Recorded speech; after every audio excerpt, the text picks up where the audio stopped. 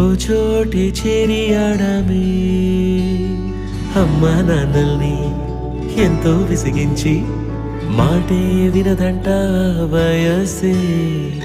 ఇప్పుడే గుర్తొస్తే అన్నీ వదిలేసి మా గుండె తిరిగేదా చోటే. అరెరే బాల్యం రమ్మన్నారాదే, గుర్తుకొస్తే కంట చెమ్మ పెట్టిస్తుంటుందే. స్నేహాలే